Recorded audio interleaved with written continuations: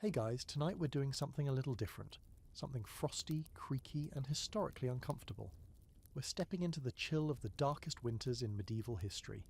Yeah, it's going to be cold, grim, and kind of beautiful in a tragic way. This is the kind of history that feels more like folklore, the stories passed down by candlelight when the firewood's almost gone and the soup is mostly water. But here's the thing, you probably won't survive this. Not because of wolves or war or witches, but because medieval winter was less hot cocoa and more, hope you like mouldy bread and frostbite. So before you get comfortable, take a moment to like the video and subscribe, but only if you genuinely enjoy what I do here. And drop a comment with your city and what time you're tuning in. I always wonder who's drifting off with me from halfway across the globe. Now dim the lights, maybe turn on a fan for that soft background hum, and let's ease into tonight's journey together. So picture this. You're standing on a crooked wooden bridge somewhere in northern Europe. It's the 1300s, though no one's bothering with calendars out here. Above you, the sky's bruised grey, like a swollen ankle. Snow falls, heavy and slow, so thick it makes the silence feel alive. You're wrapped in a wool cloak, rough and damp from the last week's weather. Your boots are stiff with ice, and your hands, even tucked into your sleeves, feel like they've been gnawed on by the cold itself. This isn't one of those it's chilly but charming kind of winters. This is survival mode, the kind of cold where windows frost inside, where ink freezes in the pot before you can finish writing a sentence. You shuffle past skeletal trees, the occasional crow, and a man frozen in prayer at the steps of a crumbling chapel. You can't tell if he's alive or if he's just still. The thing is, winters back then weren't predictable. They weren't even seasonal half the time. You might get a mild December and then get slapped with snowdrifts in April. There's no pattern. It's chaos with icicles. And when it did come, it was long, dark, and profoundly unromantic. At night, you'd sleep in a wooden structure with gaps in the walls, and your bed, if you had one, was stuffed with straw. Sometimes you'd wake up to find your water jug frozen solid. Sometimes your eyelashes would stick together from frost. And if you were poor, which let's be honest, most people were, you'd huddle with whoever or whatever was warm. Siblings, livestock, maybe a dog if you were lucky. The idea of personal space didn't exist. Neither did central heating, or insulation, or hope, really. Even kings and nobles weren't immune. Their castles had stone walls that turned into natural refrigerators in winter. Drafts would curl through the corridors like whispering ghosts, and the fire in the hearth? That did nothing if you weren't sitting directly in front of it. The farther you were from the flames, the more likely your teeth were to chatter audibly. There were tapestries hung not for decoration, but for warmth. Beds had curtains, not for privacy, but to trap body heat. And the food? Well, that depended on your planning. Grains, root vegetables, and anything pickled or salted. But if you'd had a bad harvest, or if your root cellar got raided by rats, you were in for a hungry winter. Bread turned hard enough to crack teeth. Beer turned to slush. Meat had to be smoked or salted so thoroughly you might as well be chewing on a log. Now imagine being sick, a fever in the middle of a snowstorm. No antibiotics, no real doctors, just prayers, herbal guesses, and maybe bloodletting if someone was feeling brave. You'd sweat under sheepskin and then freeze when the fever broke. Your breath would fog up in front of your face, even indoors, and if you coughed up blood, well, your neighbours might not come by again. Ever. But here's something quirky. Even in all that misery, people still found ways to make it feel like living. They held winter fairs, drank hot spiced wine, played music with whatever they had. Fiddles, bells, wooden flutes. Kids would skate on frozen ponds using bones strapped to their feet. Families told stories by firelight, some of them true, most of them absolutely wild. One of the earliest accounts of a truly catastrophic winter comes not from Europe, but from ancient China, back in the 6th century. The Book of Wei describes snow so deep that houses collapsed under the weight. People had to dig tunnels just to move between homes. That's not medieval Europe, sure, but it gives you a taste of how global this frosty chaos could be. Centuries before the famous Little Ice Age, the world already knew what it was like to freeze, and historians today still debate exactly what caused the more severe medieval winters. Some blame solar cycles, periods where the sun just chills out a bit, literally. Others point to volcanic eruptions like the massive mystery eruption in the 13th century that dropped global temperatures. But no one can quite agree. Was it climate? Was it God? Was it just bad luck and worse timing? And honestly, that's kind of the theme of medieval winter, a big, freezing shoulder shrug from the universe. Tonight we'll be diving deeper into some of the coldest, cruelest, most quietly horrifying winters of the medieval world. From famines and freezing rivers to volcanic winters and plague-chilled cities. Some of it will be funny, some of it will be bleak, and most of it will make you grateful for your central heating. So as the wind howls softly outside your window, or your fan hums like a far-off blizzard, you're going to travel with me through frostbitten fields, snow-choked castles, and icy riverbeds where history stood still, literally. Because the rivers froze, like solid, you'll see. But don't worry, you're warm, you're safe, you've got blankets probably, and if not, maybe go grab one. It's going to be a long, cold night. You start to notice it in the bones first. That deep, throbbing ache that no fire seems to touch. You're not sick, it's just the cold working its way inside. Welcome to the Little Ice Age, a centuries-long cold snap that Europe never quite saw coming. And neither did you. This wasn't a single bad winter. It was a series of them, stretching from roughly the 14th century to the mid-19th. Long enough for generations to live and die under grey skies, long enough for children to grow up thinking frozen rivers and crop failures were just the way of the world. What caused it? Well, you'd think we'd know for sure, but here's the fun part. Historians still argue about it. Some say it was the result of volcanic eruptions like Somala's or Kuwai, throwing so much ash into the sky it dimmed the sun. Others blame solar minimums, periods where sunspots vanish and the Earth gets just a little less sunshine. Then there are the ocean currents, shifting like moody serpents, pulling warmth away from Europe and locking the continent in a snowy grip. Or maybe all of the above. Climate doesn't like to make things simple. Whatever the cause, the effect was clear. Winters got colder, summers shorter and wetter, and entire communities had to rewrite the rules of survival. You live in a world where spring sometimes forgets to show up, and the harvest becomes a game of roulette.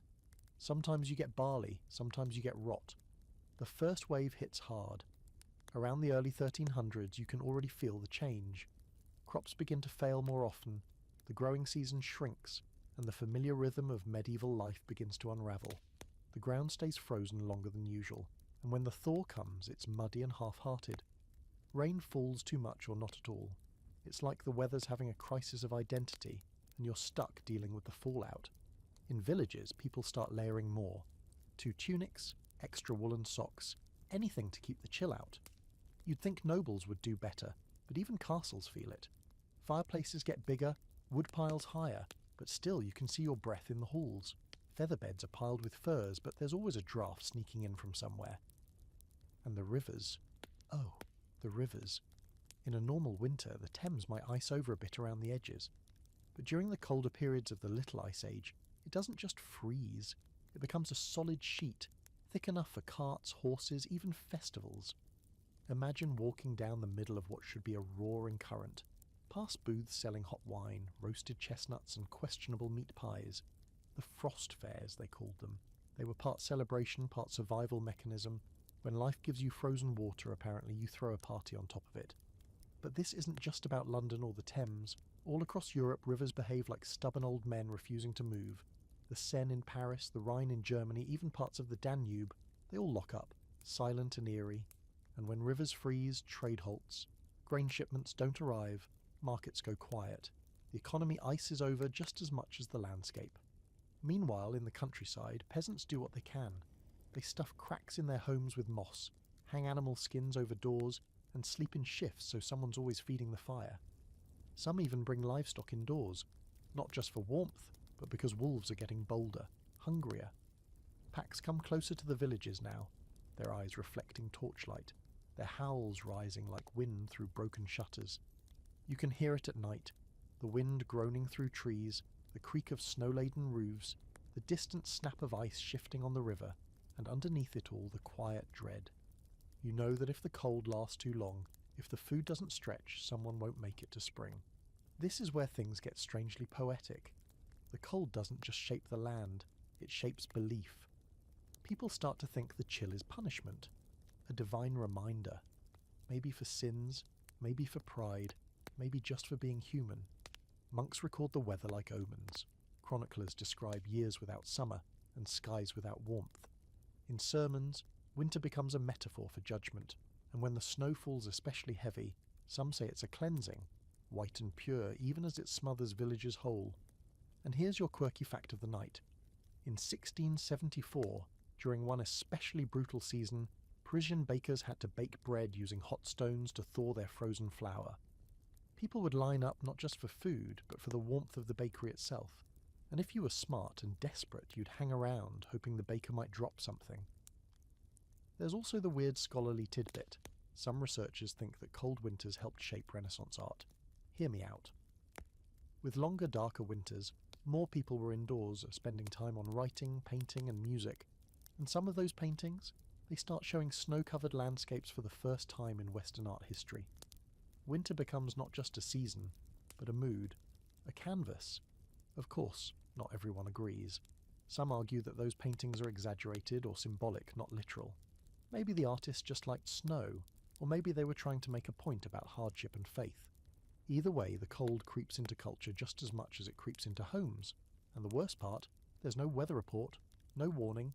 You wake up one day and realise the frost has come early, or stayed too long, and you don't know when, or if, it will end. That uncertainty is the real weight of the Little Ice Age, the waiting, the guessing, the praying that next year will be better. So you light another candle, wrap another scarf, stir the soup even if it's just hot water and turnip peelings. And outside, the snow keeps falling, soft and slow and endless. It starts with rain, not snow, not sleet, just plain, persistent rain, cold, miserable, and relentless. It's the spring of 1315, and you've barely pulled through a long, hungry winter when the skies decide they're not done with you yet. April comes, and the rain begins. May follows, and it's still coming down. By June, your field is a swamp. By July, your wheat is drowning. August, don't even ask. The sun's gone missing. People start joking that it's been kidnapped. Others aren't laughing. This is no ordinary bad season. This is the beginning of something Europe hasn't seen in centuries. The Great Famine of 1315 to 1317. And yes, you're going to live through it, but you're not going to like it. Let's be clear. Medieval Europe lives and dies by its harvests. You can't Amazon your food. You can't even rely on imports most of the time. Whatever you grow, you eat. Whatever you don't grow, you probably don't eat. So when the rain keeps falling, day after day, week after week, people start doing mental math that ends with somebody not getting dinner. You live in a little village somewhere in northern France, or maybe the Low Countries. Not that it matters. This famine doesn't care about borders. The rain flattens everything. The sky stays a dull leaden grey, like it's sulking. Crops rot in the fields.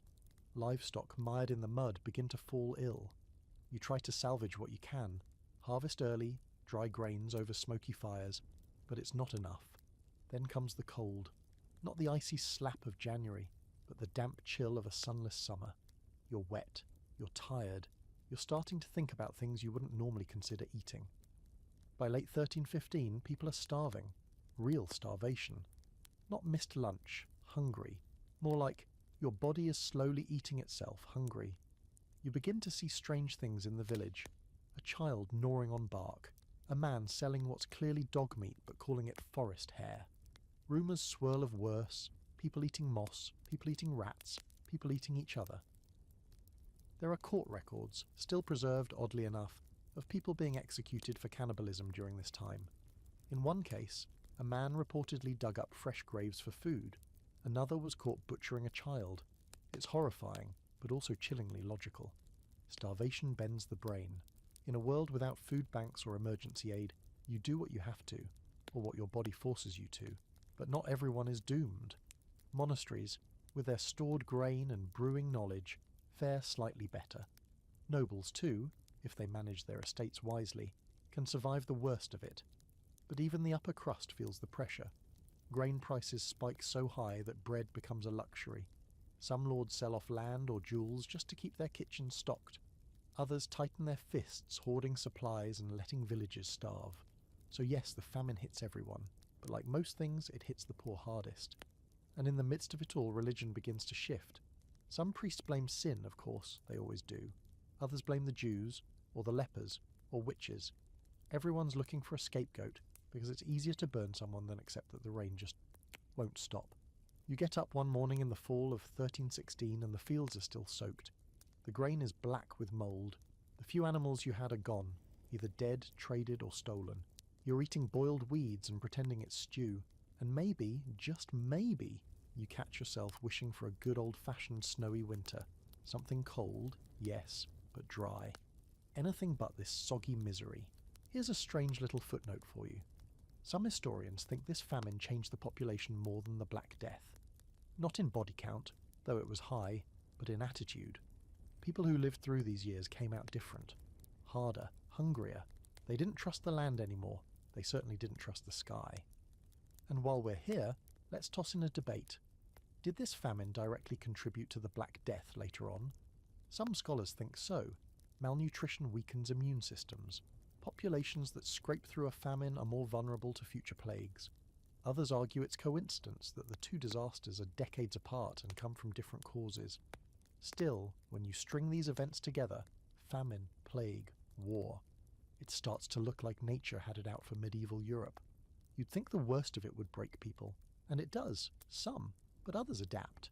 They start new farming techniques, switch crops, build better drainage. The famine forces change. Painful as it is, it teaches a bitter lesson. Don't trust the sun. Don't expect mercy from the sky. Always store more than you think you'll need. By 1318 the rains finally ease. The fields dry. Wheat grows again, tentatively. But it's a hollow victory. You've lost friends, maybe family. Whole villages have disappeared, either abandoned or buried. And the trauma lingers like smoke. Even now, decades later, you flinch when the rain begins to fall in spring. You check the sky too often. You don't smile at the clouds. Still, life continues, people rebuild, babies are born, songs are sung. But something has shifted. There's a line in your memory now, dividing the time before the rains and the time after. And even when the sun returns, it doesn't feel quite warm enough. You wake to silence, not the comforting kind, but the eerie hush of a world paused mid-breath. Outside your window, if you even have a window and not just a cloth-covered hole, the world is white. Not with snowflakes drifting down all fluffy and gentle, but with hard frost, crusted thick like armour over every rooftop, branch and cobblestone. You step outside and the air stings your nose like needles. The River Thames has frozen solid, and all of London feels like it's been trapped in a snow globe someone forgot to shake. It's the 17th century now, and while the chill has been a regular visitor for generations, this winter is on another level. The city is buzzing, not with fear, surprisingly, but with excitement. You shuffle with the crowd toward the river, following the scent of smoke and meat, the sound of bells and shouting vendors. There's a frost fair underway. Yes, Londoners have decided that if the world's going to freeze, they might as well throw a party on top of it. Stalls are set up directly on the ice, barbers offering shaves beside fishmongers frying eels. There's a printing press out here, churning out novelty pamphlets that read, "Printed on the frozen Thames," just in case future generations don't believe it. Jugglers toss flaming torches, children chase each other, slipping and screaming, and somewhere a bear is dancing. Probably not voluntarily. You pick your way across the frozen river, half marvelling, half terrified. You've heard stories of the ice cracking open beneath people's feet, swallowing them whole, never to be seen again. But today it holds, thick enough for horses, carts, entire stages. It's beautiful and bizarre, a kind of icy defiance against the hardship of the season. But let's not get too cosy, because while the surface sparkles with laughter and mulled wine, the freeze has consequences. Trade, for one, is a disaster. The Thames isn't just a pretty river, it's a major transport route. When it freezes, goods can't move. Ships get stuck or have to dock miles away, and food prices spike. Coal deliveries slow down, wood shortages worsen. So while the party's raging above, households are running out of fuel and fires burn lower every night. And the coal doesn't stop at London. Across Europe, rivers freeze that never should. The Seine, the Rhine. Even Venice sees its canals turn to slush. In Scandinavia, the Baltic Sea locks up like a solid plain of glass. Armies march across it. Horses gallop where ships once sailed. It's awe-inspiring and deeply wrong. There's one winter, the freeze of 1683 to 1684, that earns legendary status. The Thames is frozen for 2 whole months. Birds drop dead mid-flight. Ink freezes in inkwells. Trees split open with loud cracks as the sap inside them turns to ice. It's that cold. People huddle closer than ever, in cottages, tenements and manor houses alike. The city's breath fogs the skyline. But here's your quirky fact of the night. In this frozen winter, someone decides to roast an ox on the Thames. Like, a whole ox. They carve it up and sell the meat to delighted customers who probably forgot how thin their blankets were for just a moment. Another man sets up a bowling lane on the ice, and there's at least one record of a couple getting married on the river, complete with clergy, guests, and a frozen cake, probably. So, is this normal? Not even remotely. The scholarly debate kicks in here. Some argue these deep freezes were anomalies, rare cold snaps amplified by a Maunder minimum, a time when sunspots practically vanished, and the Earth saw cooler temps as a result.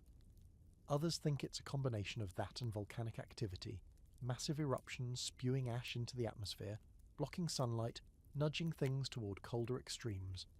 Either way, these frosts aren't just local quirks, they're continental events, and for London the frozen Thames becomes a symbol of resilience maybe, or of stubborn British cheer.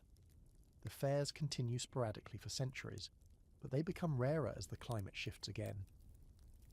By the early 1800s, the river's been reshaped by embankments and bridges. The currents run faster, and it no longer freezes over. The last true frost fair is held in 1814. After that, the river stays liquid, even in the worst winters. But for now, in the thick of the cold, you sip something warm from a cracked mug and try not to think about your toes. They've gone numb. That could mean warmth is coming, or that it's time to worry. As night falls, the lights on the river flicker. Candles sway in the wind. Musicians pack up their instruments, breath puffing like smoke. Somewhere, a child cries. Somewhere else, a drunk sings. And all around you, the ice stretches silent and glittering beneath the dark. You start to head home, boots slipping, joints aching. You'll sleep in your cloak tonight, maybe with a dog, definitely under every blanket you own. Because outside, it's not just cold, it's history. And it's not done with you yet. The snow here doesn't fall gently. It comes sideways, whipped by Arctic winds that scream across the ice like angry ghosts. You can barely see 10 feet in front of you, but that doesn't matter. There's not much to look at anymore. Just whiteness, blank, unbroken, and absolute. You're in Greenland now, or rather, the part of Greenland that used to be home to Viking settlers, Norsemen who once farmed these frozen shores, herded sheep, and sent ivory to Europe. Now their farms are buried, their churches silent, their bones scattered beneath permafrost. The Norse colonies here didn't just disappear, they froze to death. At least that's one version of the story. It begins optimistically, believe it or not. Around the late 10th century, Norse explorer Eric the Red, freshly exiled from Iceland for a bit too much murder, sails west and finds this enormous ice-covered island. He names it Greenland, a marketing scam really, hoping to entice other settlers with the promise of arable land. And it kind of works, for a time. By the 12th century, there are 2 major Norse settlements here, the eastern and western settlements. Not cities, but clusters of turf homes, wooden churches, barns and sheep pens. Rough, remote, but functional. The Norse in Greenland were survivors. They farmed grasslands during a period called the medieval warm period, a brief interlude of relative warmth that let things grow where, frankly, they shouldn't have. They built stone churches, raised cattle, and even traded with Europe. Life was harsh, sure, but manageable, until it wasn't. By the late 13th century, the warmth fades. The Little Ice Age creeps in, not like a blizzard, but like a long, slow exhale of frost. Summers become shorter, grasslands fail, icebergs multiply in the North Atlantic, making trade routes harder and more dangerous. The winters grow longer, darker, and colder. And then the western settlement goes quiet. There are no records, no dramatic battles, no mass graves. Just silence. When later expeditions arrive, they find ruins, abandoned farms, roofless churches, cattle pens filled with snow. It's like the settlers simply walked away, except there's nowhere to go. The sea is treacherous. The inland is harsher. Most likely they stayed and died. The eastern settlement holds on a bit longer. There are records of marriages, baptisms, and even complaints about taxes well into the 1400s. But by the mid-15th century, it too vanishes from the record. Letters from bishops go unanswered. Trading ships find no one at the docks. A 1540 Danish expedition reports only Inuit living there, and no trace of the Norse. So what happened? Well, here's your scholarly debate of the night. Some say climate is the main villain, that as the cold deepened, crops failed, livestock starved, and isolation worsened. Others argue that cultural rigidity played a role. The Norse, it's said, refused to adapt to Inuit survival techniques. They didn't fish enough. They didn't hunt seals or dress in furs like the locals. They stuck to their European farming traditions even as the soil betrayed them and the sea iced over. And then there's the theory of resource exhaustion. Too many people, not enough trees or topsoil. The land degraded under pressure, and the colony collapsed like a tired lung. Your quirky fact: archaeologists have found the bones of Greenland Norse buried in traditional Christian graves with no signs of trauma, but showing clear evidence of malnutrition. Brittle ribs, worn-down joints, teeth marked by hunger. These weren't violent deaths. These were slow, quiet, cold. Back in your hypothetical fur-lined boots, you stand in the doorway of a ruined longhouse. The snow has drifted so high it nearly buries the windows. The roof is gone, long collapsed under centuries of wind and weight. You can still see the stone outlines of the building, the hearth blackened with old smoke. It smells faintly of ice and lichen and salt air. Maybe once this room echoed with laughter or the lowing of animals. Now there's only silence, broken by the wind hammering over the fjords. The truth is, medieval Greenland was a promise built on temporary weather. The Norse built farms where tundra had briefly thawed, mistaking an anomaly for permanence. When the planet slipped back into its natural chill, those farms became traps. Their world froze from the edges inward. You run your hand along the crumbling stone of a church wall. It's smooth from centuries of wind and blown snow. Imagine huddling here, not just for prayer, but for shelter. Imagine the sermons during those last years. Hold fast. God will provide. Spring will come. And maybe it never did. There's something beautifully grim about the Greenland colonies. A civilization that wasn't destroyed by war or conquest, but simply outlasted by winter. No screaming battles, no flaming cities, just snow and ice and time. And what happened to the last Greenlander? Did they die alone? Did they leave a message? Did they climb a ridge and stare out at the white horizon, knowing no ship would come? No one knows.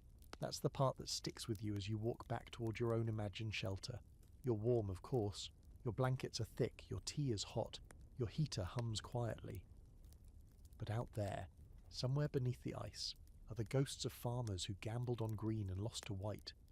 You're walking through a village now, somewhere in Central Europe, and there's a strange sort of quiet hovering in the air. Not peaceful quiet. More like the uneasy silence of people who are trying very hard not to think about how bad things have gotten. The harvest failed.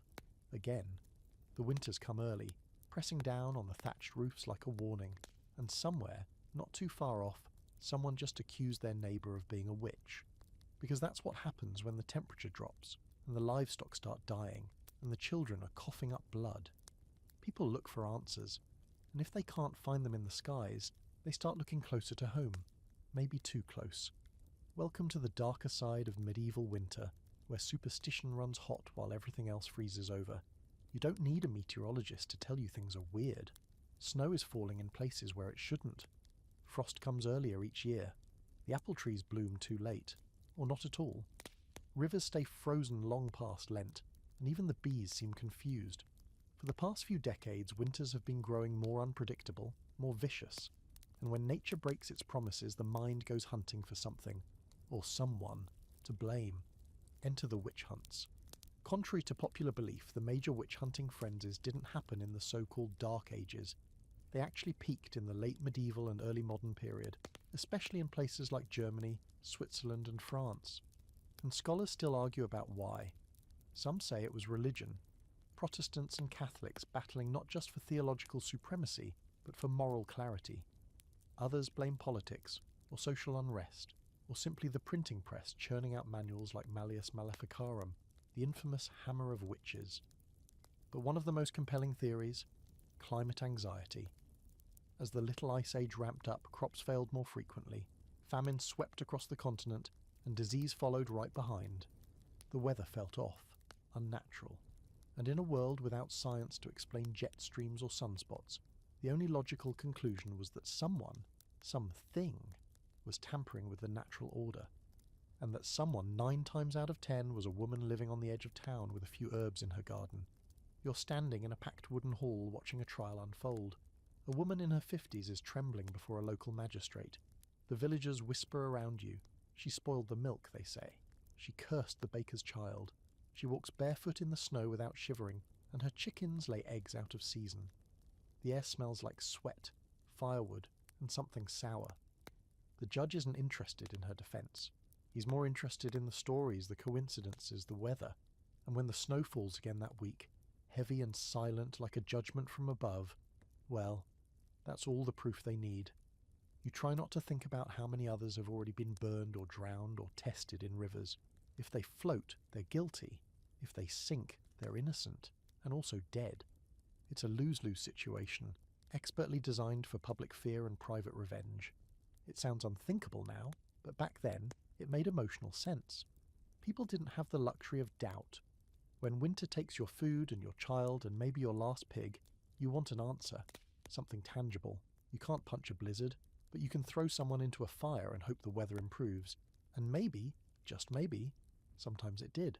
Coincidence, of course, but people love patterns. One warm spring after an execution is all it takes to turn suspicion into certainty. Here's your quirky fact for the night. During one of the harshest winters in Swiss history, a town executed more than 60 people over the course of a single season, blaming their local climate crisis on witches. That's not a town, that's a panic machine.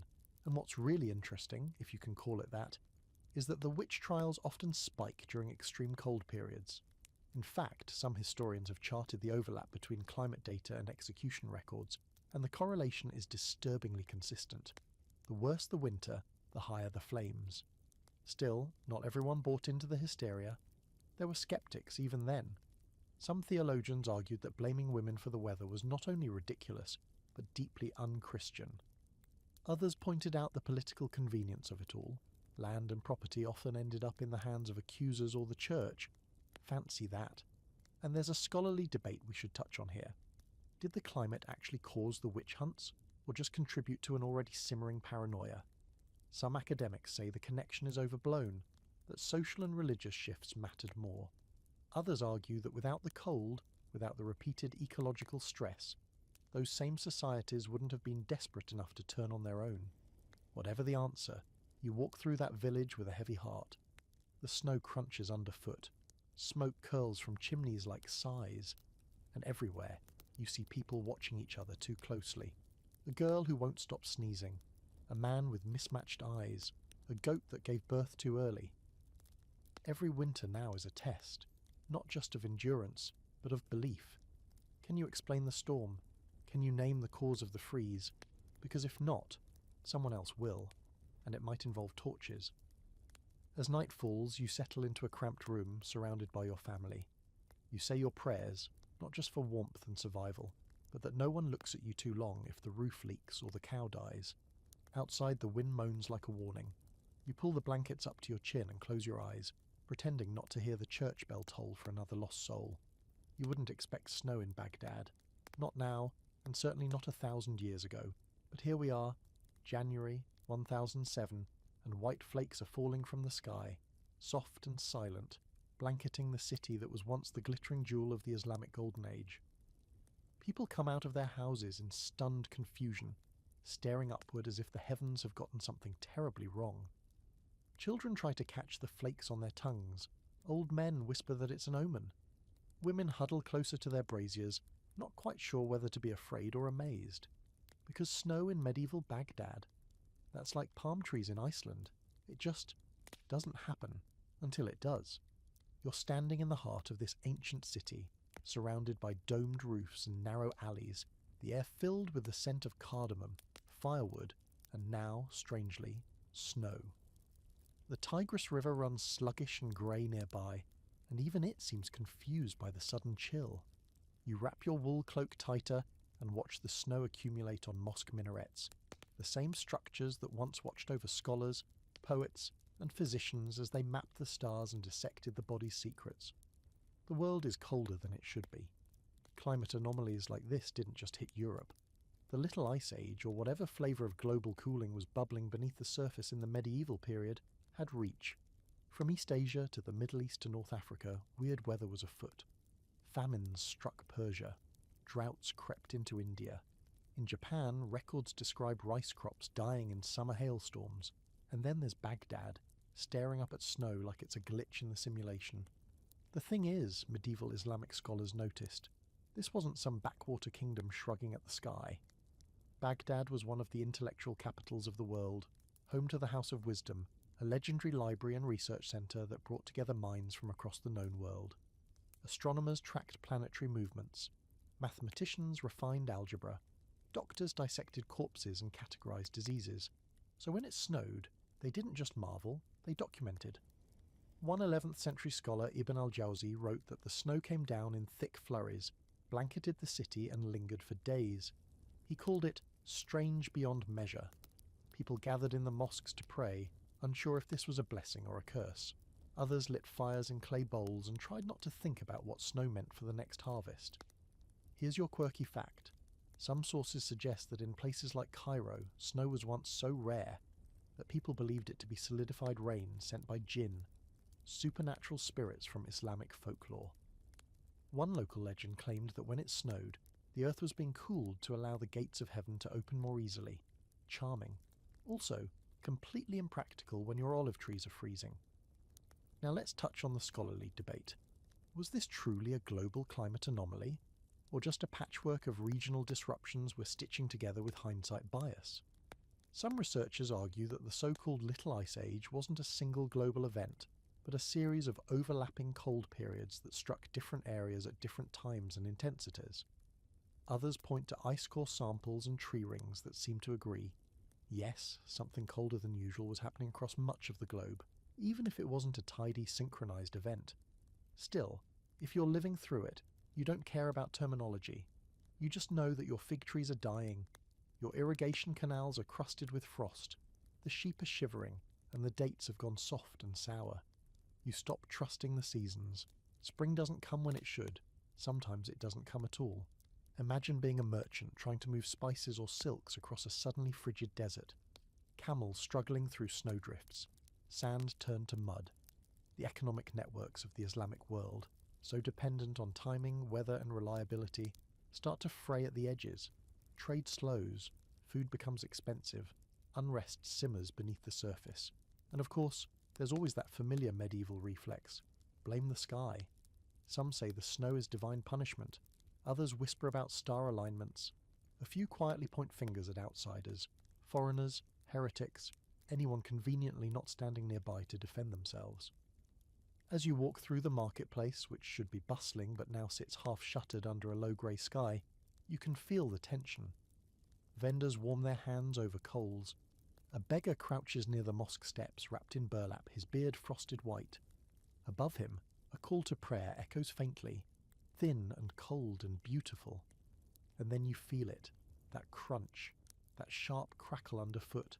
Snow again. You look down and see a thin new layer forming, undeterred by the faint winter sun.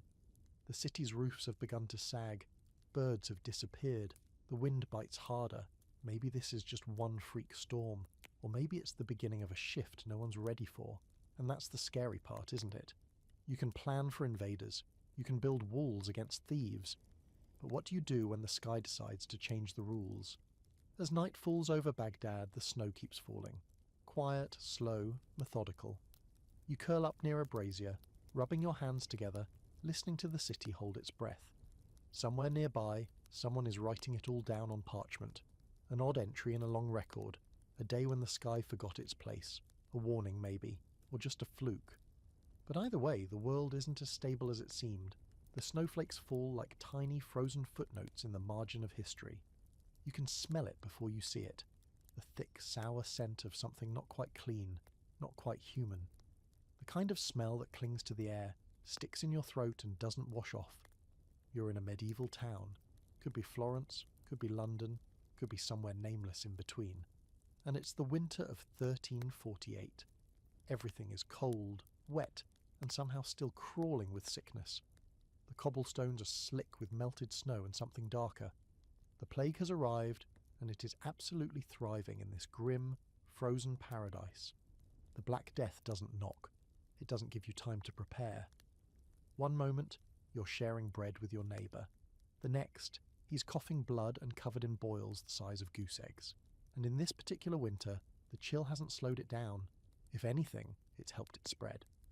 Let's pause here for a second, because there's an ongoing scholarly debate about climate's role in the spread of plague, and honestly, the answers are as murky as a 14th century soup pot. Some historians argue that colder temperatures during the early phases of the Little Ice Age helped the plague along by creating the perfect storm of famine, weakened immune systems, and population shifts. Others suggest the cold actually slowed down the fleas that carried the disease. But no matter where you fall on the theory spectrum, one thing is certain. The winter of 1348 is one of the grimmest in recorded memory. Not because of the snow, but because of the silence it leaves behind. You're moving through a half-deserted market square. Stalls stand empty, some still draped with linens fluttering in the cold wind. A dog scurries past, ribs sharp against its fur. Somewhere a bell tolls, not for a sermon, not for a feast day, for a burial, again and again. You pass a cart filled with bodies, hastily covered in straw. The driver doesn't even glance at you. His eyes are swollen from smoke and grief.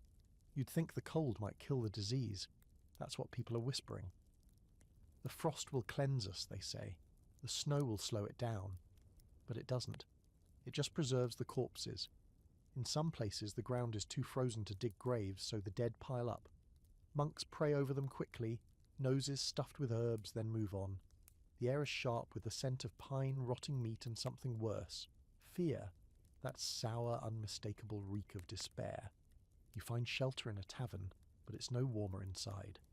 The fire burns low, the ale is thin, and every person around you looks like they've aged 10 years in a week. A woman clutches a rosary so tightly the beads have left marks in her palms. A man drinks with both hands like the cup might escape him. No one speaks unless they have to. Even the laughter, when it comes, is strained. Too loud, too sharp, like people trying to prove they're still alive. Here's your quirky fact for the night. During one especially brutal winter, some cities paid people, usually the poor, the desperate, or the drunk, to serve as corpse collectors, dragging the dead through the snow to hastily dug trenches. These plague workers often wore waxed coats, masks stuffed with herbs, and gloves. It was an early accidental form of PPE. It didn't always work. And here's the creepy twist. The frozen ground kept some bodies so intact that, come spring, when the earth finally thawed, families tried to reclaim and rebury them. Sometimes they succeeded. Sometimes they found that animals had gotten there first. Either way, spring didn't bring relief. It brought rot.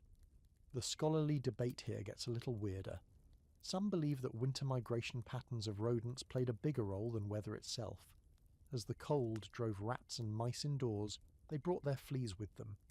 And suddenly, you're sharing your bread not just with your children, but with tiny hitchhikers that carry a microscopic horror.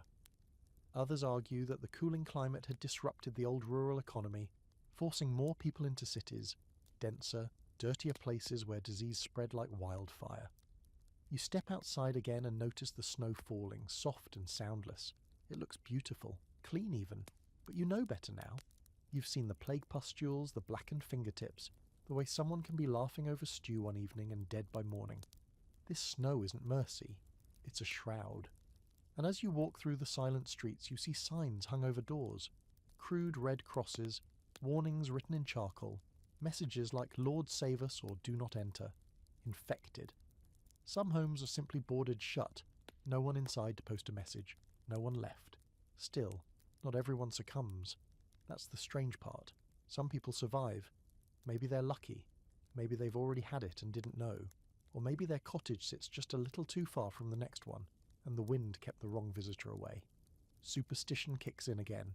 Some say eating garlic wards it off. Others say bathing is dangerous and opens your pores to the disease. A few believe cats are to blame. Others believe cats are protection. You'd be amazed how fast people can change their minds when death knocks twice in the same household. Night comes early in winter, and the darkness feels heavier than usual. You curl into a borrowed blanket in a quiet chapel, the stone cold against your back. Outside, the snow still falls. Inside, you can hear someone coughing. Not a gentle cough, a deep, rattling, lung-loosening kind of cough. You don't move, you barely breathe, because tomorrow it might be your turn to feel the fever, or worse, nothing at all. The wind howls softly against the walls. You wonder how many are left, how long the winter will last, and whether spring will bring life, or just a softer ground for the dead. You're standing on ice thick enough to hold a horse. Think about that for a second. A full-grown, shivering, hay-fed medieval horse. Not just standing, but walking, trotting, maybe even being ridden by some half-drunk noble in fur-lined boots who's decided this is the perfect moment for a joust. Welcome to the Frost Fairs, those bizarre, short-lived winter festivals where people didn't just endure the freeze, they capitalised on it. The River Thames is frozen again, wide and white and solid as marble. But this time, it's not just passable. It's become a pop-up wonderland. Stalls, stages, games, and yes, questionable meat pies. You weave through the crowd wrapped in layers of wool, fur, and whatever else you could find in your grandmother's chest. Your breath fogs the air in front of you. Your boots crunch with each step. You could be miserable, but somehow you're not. Because there's something delightfully absurd about watching Londoners set up bowling alleys on a river. A printer hawks freshly inked pamphlets with titles like A Strange and Wonderful Sight Upon the Frozen Thames. Children skid around on bone skates, screeching with laughter, while jugglers toss flaming batons dangerously close to everyone's heads. Someone's selling roasted chestnuts. Someone else is roasting a whole pig. And yes, in one particularly unhinged moment of culinary bravado, you see a man trying to deep fry an eel over a brazier perched on ice. You should be cold. You are cold. But there's joy here too, a defiant kind of joy, because if the world insists on freezing, people are going to make it entertaining. The Frost Fairs pop up every time the Thames freezes hard enough, which isn't every year, but often enough between the 1600s and early 1800s to become a part of collective memory. You've probably heard about the one in 1683 to 1684, the coldest winter anyone can remember. The ice stretches for 2 miles, people pitch tents, poets write verses, a whole ox is roasted, and yes, you buy a slice even though it's expensive and you're not entirely sure it's cooked through. You eat it anyway, because when else are you going to say, I ate ice-roasted beef on a frozen river? But not everyone is laughing. Beneath the revelry is the quiet anxiety of disruption. Ships can't move, markets are delayed, prices rise, bakers run out of flour and fuel is rationed. A few too many people fall through weak spots in the ice each year, usually near the edges where the current still stirs beneath the surface. Some survive, some don't. The fair goes on either way, and not everyone has time for games. The poor suffer more, as always. If you can't afford firewood, your nights are long and dangerous. Some Londoners burn furniture or tear apart fences just to keep the hearth lit. You hear stories of families burning books, heirlooms, Bibles, records, just to keep a child's hands from going blue. It's a cheerful-looking scene out here on the ice, but back in the alleyways and tenements, the cold bites deeper. Still, the fairs go on. They serve a purpose beyond distraction. They are, in a strange way, protest. A kind of carnival flipped upside down. You can't stop the freeze, but you can laugh in its face, eat meat off a snow-dusted table, and pay to have your fortune told by a man in a fake beard who calls himself the Frost Seer. You visit him, of course. He tells you spring is coming. You pay him anyway, knowing full well he says that to everyone. Here's your quirky fact for the night. In 1716, one of the Frost Fairs featured a mini zoo. A caged monkey danced to the sound of fiddles. Children threw snowballs at a taxidermied bear posed upright in a wooden booth. One vendor sold frost ale, a terrible-sounding beer brewed to be consumed warm, made with ginger and cloves and, allegedly, river water. You decline. Even history has its limits. There's a scholarly debate that still pops up about these fairs. Were they signs of resilience or desperation? Some argue they were economic necessities, a way for workers and vendors to scrape together income during a paralysed winter. Others think they were pure spectacle, the medieval version of a pop-up theme park. The truth probably sits somewhere in the middle, a frozen mix of both. But eventually even this celebration has to end. The thaw begins, slowly at first. You step onto the ice one day and feel a subtle vibration beneath your feet. The stalls start closing. The printers fold up their presses. The jugglers vanish. People mutter about warm breezes and shifting ice. You hurry home, boots soaked through, as cracks appear on the river's surface like lightning trapped beneath glass. By nightfall, the sound of the ice breaking echoes through the city. Low groans, sudden pops, like cannon fire from below. Someone's tent has been swallowed whole. A cart's wheel disappears into a widening hole. The fair is gone by morning. All that remains are damp footprints on the riverbank and a few soggy pamphlets fluttering in the mud. You sit in your room, wrapped in every blanket you own, sipping something warm, trying to hold on to the memory. It was beautiful in its way, surreal, fleeting, the kind of joy only found in the cracks between suffering and survival. And tomorrow? Back to scraping the frost off your boots and hoping the rats haven't chewed through the grain sack. But for one strange moment, the ice gave you a world of wonder, and for that you almost forgive it. You wake to the faint sound of hooves striking ice, not the gentle clip of horses on cobblestone, but a deep, hollow crunch that makes you pause mid-step. Somewhere not far off, an entire army is attempting to cross a frozen Baltic Sea, and you can feel the tension in the air like static. It's winter in northern Europe, and the ice is thick, deceptive, and extremely tempting for generals who think marching across a frozen sea is a brilliant idea. History tells us otherwise.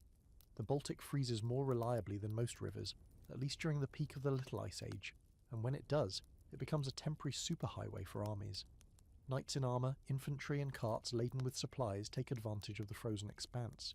You can almost imagine the strategy session. Sir, the ice is treacherous. Nonsense. Frost will hold. Onward. And they do, until it doesn't. You're standing on the edge of this human experiment, shivering in boots soaked from the snowmelt. The frozen sea stretches into a grey horizon, wind whipping over its surface, carrying the tang of salt and frozen fish. You see banners snapping, men adjusting their fur-lined cloaks, officers shouting over the roar of the wind. Everything glimmers like glass, cold and cruel.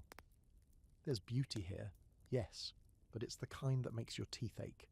And then there's the unexpected danger. Ice is not uniform. Patches are thin. Currents run beneath. One misstep, or one overloaded cart, and someone plunges into the frigid water below. The Baltic does not forgive. It swallows boots, horses, and sometimes entire units. The rest of the army pushes onward, fearful but determined, because retreat is politically impossible, and winter doesn't wait. Famine and logistics complicate things further. These soldiers aren't just fighting the enemy, they're fighting hunger and frostbite. Meat rations are frozen solid, grain sacks burst open in the cold, and water turns to ice before it even hits the canteens. Knights swear under their helmets, cooks curse in the mess tents, and all around the icy wind whispers threats through the rigging of supply sleds and makeshift bridges of timber. Here's a quirky footnote. In 1658, during the Swedish invasion of Denmark, King Charles X of Sweden actually marched his army across the frozen Danish straits. Some soldiers walked over the ice, others rode horses. Legend has it that some of the ice cracked beneath the cavalry, creating a spectacle of splashing horses and screaming men. Miraculously, most survived. History calls it genius. Your toes would call it masochism. And yet, armies kept trying it. Why? Because during extreme winters, frozen seas temporarily rewrite geography. Islands connect. Fortresses become accessible from places they normally aren't. Surprise attacks are possible. The landscape itself becomes a weapon, and commanders, brave or foolish, take advantage. Scholars debate whether it's bravery, stupidity, or just necessity. Some argue it shows strategic genius.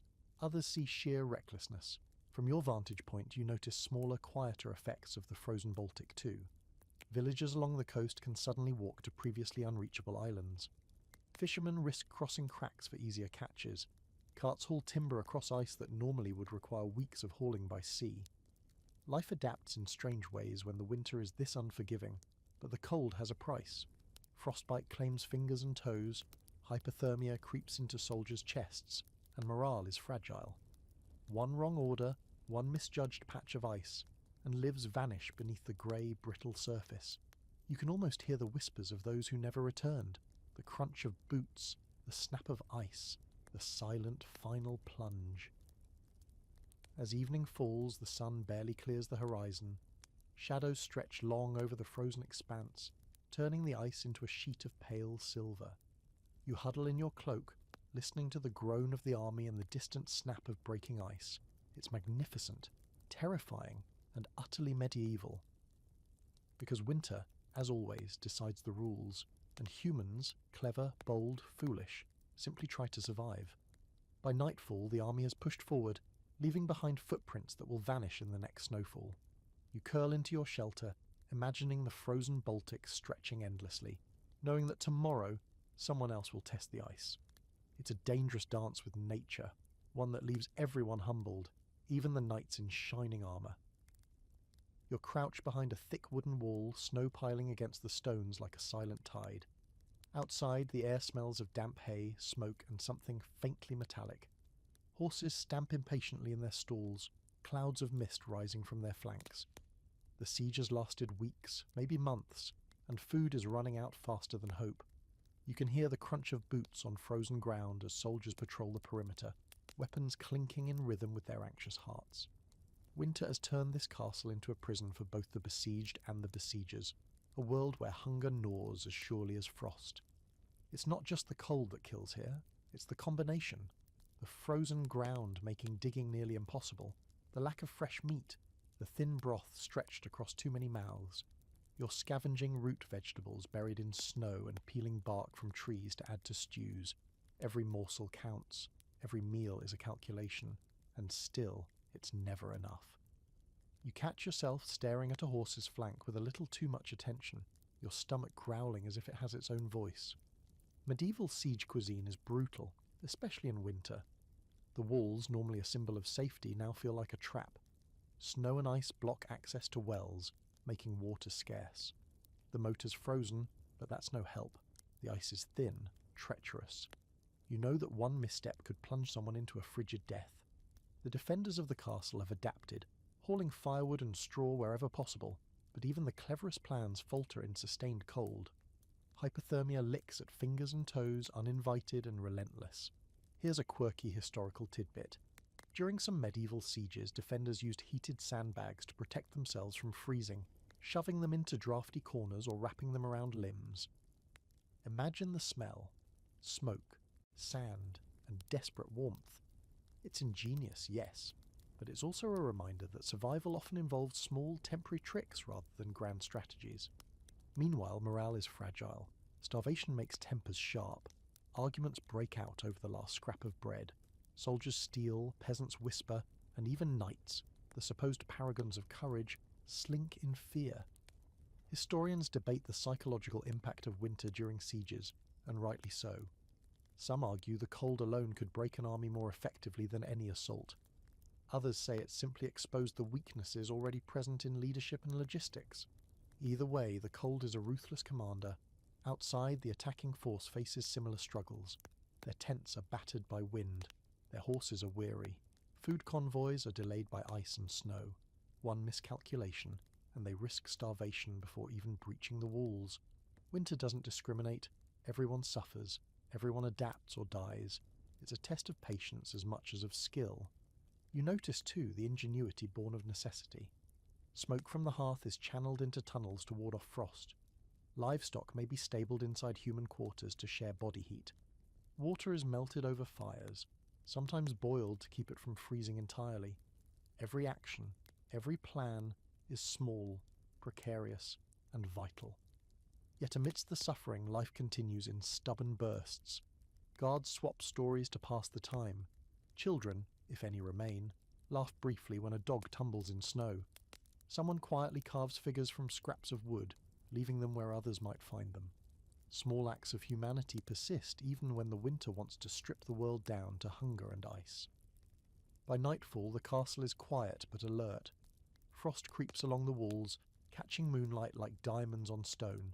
You curl up in a corner of straw bedding, listening to the groan of timber and the muffled sounds of animals. The siege is far from over. The cold has claimed some, weakened others, and left all of you more aware of fragility than ever before. Outside, the snow continues its quiet descent, indifferent to plans, sieges, or prayers. And so you wait, shivering, hungry, alive, knowing that medieval winter doesn't just freeze the body, it tests the very spirit of survival. The candles flicker in the monastery, their weak light stretching long shadows across cold stone walls. You wrap your cloak tighter, not just against the draught seeping through the cracks, but against the existential weight of the world outside. Monks move silently, carrying censers, writing in illuminated manuscripts, or simply sitting with their hands folded staring at frozen windows. It's winter, deep and relentless, and the chill seems to seep into the soul itself. You realise quickly that medieval clergy were not immune to frostbite, even in sanctuaries that were supposed to protect them. The monastery is one of the few places with relative stability. Food is rationed carefully, stored in cellars, barns, and granaries that have survived multiple winters. Water runs from a well that hasn't frozen, thanks to careful design and some clever wooden coverings. The monks track the heavens and keep records of weather, not just for faith, but to understand the fragile balance between nature and survival. You marvel at their dedication. They note lunar phases, solar cycles, and storms, scribbling in Latin with ink that sometimes freezes in the quill. There's a quirk to this winter. A meteor has streaked across the night sky recently, bright enough to be mistaken for divine judgment. The abbot speaks of it cautiously, writing in the annals that it was a sign of God's will, but leaving space for interpretation. You watch him, quill poised, wondering if the meteor frightened him or simply inspired him. The truth of it, like much in these winters, is ambiguous. The monk's routine is quiet and exacting. Each prayer is whispered, each meal is eaten in near silence. You notice that the herbs they use for medicine are carefully dried and preserved. They make poultices from willow bark, poultices to fight fever, and teas from sage and rosemary to stave off infection. Some remedies are surprisingly effective. Others, you suspect, are faith in a cup. Regardless, they persist. Survival is as much about ritual as nutrition. And here's your quirky detail. One monk is known to have kept a pet raven during a particularly harsh winter, claiming it was both a companion and a weather predictor. It would caw loudly when a storm approached, giving the monastery a kind of early warning system, if you could interpret its cries correctly. The bird also stole bits of bread from unsuspecting novices, adding a note of mischief to the otherwise solemn days. Meanwhile, scholarly debate rages silently through the monastic halls. Were these long winters caused by divine displeasure, natural cycles, or some alignment of celestial forces? Some argue that volcanic eruptions decades earlier contributed to the unusually cold temperatures. Others insist that it's simply a pattern of the Earth's climate, long before humans had any measurable influence. The monks, for their part, record both possibilities just in case. Outside, the wind whistles through the eaves. Snow drifts against the stone walls, piling higher with each passing day.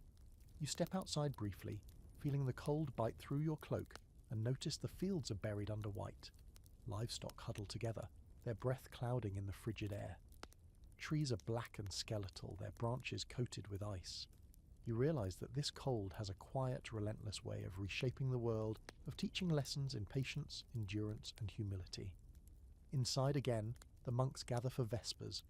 Their voices rise in quiet harmony, echoing across the stone arches. There's warmth in that sound, a contrast to the frozen world outside. You sit quietly, listening, letting the chant seep into your bones. In these frozen centuries, knowledge, faith, and small acts of ingenuity, like heating water over small stoves or preserving herbs, or simply keeping a fire alive, are as crucial as any sword or shield. As night falls, you can hear the creak of timber and the whisper of wind against the monastery walls. Outside, the snow continues to fall, relentless and quiet. But inside, there's ritual, there's purpose, there's a strange kind of life persisting despite the freeze, and you realize that even in the harshest winters, survival isn't just about warmth or food, it's about the little things that keep hope alive. You huddle closer to the barn, teeth chattering as the wind slices across the courtyard. The cold isn't just outside, it's inside, creeping through the wooden beams, sliding down the stone floors and settling into your very bones. Livestock becomes more than food or wealth here. They are portable heaters. Sheep, cows, even pigs huddle together for warmth, and desperate villagers do the same, curling alongside them in tiny lofts or barn corners. You imagine the smell: hay, animal fur, and human sweat mingling into a pungent but comforting perfume. Survival, you realise, is as much about warmth as it is about sustenance. Medieval barn design becomes a matter of life and death during such winters. Straw is layered thickly, not just for bedding but as insulation. Animals are fed whatever they can graze or scavenge, with special care given to pregnant ewes and cows producing milk. You watch someone stir hay, tossing it into corners to create mini heat pockets. It's methodical, it's desperate, and it's clever. You might think humans are the only ones struggling here, but the animals have their own challenges. Snowdrifts bury food, water troughs freeze solid. Even the barns are drafts in places, letting in bitter gusts that make animals huddle tighter. The cold is relentless, unfeeling, indifferent to status, breed, or loyalty. And if you're not careful, frostbite and disease can sweep through livestock as fast as through human villages. Here's a quirky footnote.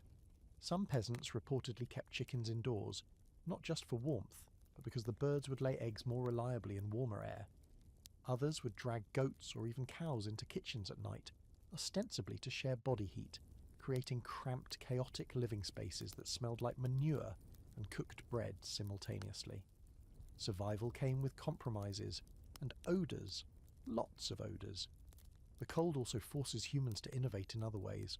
Water is melted over stoves, snow is boiled to prevent ice formation, and barns are strategically stacked to act as windbreaks for nearby houses. Children are taught to recognise which animal is most likely to survive the frost, a cruel but practical education. Every day becomes a series of calculated risks and small victories. And there's an ongoing scholarly debate about how much medieval Europeans relied on livestock as heaters. Some historians argue it was common knowledge, practical necessity. Others suggest it was regional, mostly in northern Europe, and dependent on social class. Either way, the images of humans pressing against animals to share warmth are both funny and grim, a snapshot of ingenuity under duress. You step outside briefly, shivering, to check on a frozen trough. The ice cracks under your fingers, and you watch it slowly reform, layer by layer, as the cold continues its relentless work. The sky is grey, the wind moans like a distant beast, and snowdrifts curl around fence posts and barn doors. You realise that life now revolves entirely around warmth, and even a small misstep, a frozen hand, a lost straw bundle, can mean illness or death. Inside, the barn hums with life. Sheep snuffle, cows low softly, and pigs shuffle in the straw. You curl into a tight ball next to a cow, stealing its heat like a human blanket. The world outside is merciless, but in this small, chaotic barn there is warmth, there is life, and there is hope. It's not much, but it's enough. Night falls slowly, black and quiet, leaving you in the hum of breathing animals and the soft crackle of fire-heated water. You close your eyes, letting the combined warmth of hay, animal, and fire seep into your bones. Tomorrow you'll wake cold, hungry maybe, but alive. Because in medieval winters, sometimes survival itself is the grandest victory. You step outside and the world is almost unrecognisable. The snow has piled higher than you expected, drifts forming strange hills that block paths and collapse roofs. The air is brittle, biting through even the thickest layers of wool. Villagers shuffle past, faces red from windburn, eyes squinting against the glare, and mouths pressed tight to keep the cold out. This is the deep freeze of 1430, a winter so relentless it feels as though the world itself has stopped, holding its breath under ice and shadow. Crops have long since vanished beneath frozen soil, rivers are sheets of white glass, and livestock huddle in barns, their collective warmth the only relief from the unyielding chill. The cold isn't just uncomfortable, it's a formidable opponent. Snowdrifts bury fences, collapse walls, and even topple weak trees.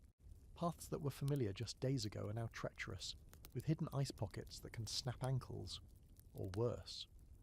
You notice that people walk in single file, testing the ground before stepping fully, their movements slow, deliberate, cautious. Even a small misstep could mean frostbite, a twisted ankle, or a fall into a frozen ditch. The air smells faintly metallic, the tang of iron mixed with smoke from hearth fires. a scent that reminds you that humans and animals alike are locked in a fight to survive. Inside, homes are barely warmer than the outdoors. Firewood is precious. Every spark counts. Families gather close together, blankets layered over clothing, huddling for warmth as the wind howls through cracks in the stone and wood. Hunger gnaws relentlessly, sharper in cold weather. You chew on boiled roots and dried grains, wondering if it's enough to last another day, another week, another month, and if not, what choices you may be forced to make. Here's your quirky historical fact. During this deep freeze, some villagers reportedly covered their windows with animal skins to keep out drafts, cutting them to fit with scissors or knives that had long since rusted from damp. It wasn't stylish, it was functional, desperate, and slightly terrifying, giving houses a shadowy, cave-like atmosphere inside. You imagine living with only the dim light of a fire and faint sunlight filtered through stretched hides. Not cozy, but effective. The winter forces not only physical adaptation, but mental endurance. People invent new ways to move, carry, and ration. Frozen rivers become roads for sleds and carts. Livestock are moved into tighter barns for shared warmth. Communities band together or break apart under the pressure. And as always, there's debate among chroniclers about how much the cold truly disrupted society. Some argue that populations were resilient, learning to cope and innovate. Others insist that the repeated winters caused long-term demographic and economic damage, shaping the trajectory of medieval Europe for decades. You notice the faint scent of bread in one corner of the village. A baker's family is using a small wood-fired oven to salvage what they can, though flour is scarce and yeast is weak from the cold. Even small successes feel monumental. Every loaf represents not just nourishment but morale, a fragile flame against the surrounding ice. The villagers treat it as such, sharing cautiously, guarding the warmth it provides in more ways than one. Outside, the frozen landscape stretches endlessly. Hills shimmer under a pale sun, roads vanish beneath snow, and tree branches crack under the weight of frost. You wrap your cloak tighter, feeling the chill in your bones, and realize that winter is not a season here. It's a master, indifferent, and uncompromising. Every movement is calculated, every action is survival. By nightfall, the village is quiet but tense. Snow continues to fall, soft yet unrelenting, blanketing the world in white. Fires burn low, people curl in corners, animals huddle together, and the wind moans against the walls. The deep freeze has claimed its presence, and you understand that this is more than a hardship. It is a test, one measured in patience, endurance, and sheer human stubbornness. And tomorrow, the frozen trial continues. You open your hands to grasp a piece of meat, only to discover that it's rock hard, frozen to the point of being almost unchewable. Salt, once your ally in preserving food, has become a scarce commodity. Winter in this period isn't merely inconvenient, it's devastating. Without proper salt, meat spoils quickly despite the cold, and what remains edible is often rationed down to barely a meal a day. The smell of rot mingles with the crisp, icy air, an unsettling reminder that survival isn't guaranteed. Every household wrestles with these constraints, improvising, trading, and, occasionally, stealing just to stay alive. You see farmers scraping frozen soil for root vegetables. Cabbage, turnips, and beets are dug out with iron spades, the earth hardened under layers of frost. Bread supplies are low, and bakers have begun stretching dough with anything that can absorb moisture, from crushed oats to boiled straw. Some families resort to eating bark or lichens to supplement meagre rations. Hunger is a constant companion, gnawing at the body and mind alike. People whisper that children are becoming skeletal. Livestock sometimes die in the barns, unable to digest frozen fodder. Salt, the most basic preservative, has become a form of currency. You trade a few bushels of grain for a handful of coarse salt, knowing that without it, meat and fish will rot before the next thaw. Merchants navigate treacherous snow-covered roads, trying to bring provisions to towns cut off by drifts. Avalanches, ice, and frostbite make every delivery a gamble. And when supplies finally arrive, the most vulnerable, poor families, widows, and children, often get the least. Here's your quirky historical fact. In some towns during these brutal winters, people reportedly boiled meat in urine to try and preserve it longer. A desperate, pungent method, but it sometimes worked. You wrinkle your nose imagining the taste, but in that environment, Even the most revolting practices were acceptable if they kept families alive. Survival required not just skill, but a willingness to bend morals and stomach alike. The cold also shaped social dynamics. Communities become tightly knit, or fractious. Neighbours help each other haul frozen fodder, mend torn clothing, or share the last pieces of bread. Yet distrust simmers beneath the surface. Hoarding, theft, and accusations of cheating are common. Some argue that harsh winters reshaped medieval society, reinforcing hierarchical structures because the wealthy could store grain and preserve salt, while the poor struggled to survive. Others suggest that such winters strengthened communal bonds, forcing shared labour and mutual protection. You huddle near a small hearth in the corner of your home. The fire is weak but sustaining, and you wonder how long it can last. Outside, snowflakes cling to the window, dripping as they melt from the slight warmth inside. Livestock in nearby barns breathe thick clouds of mist, warming each other and occasionally spilling heat into nearby human quarters.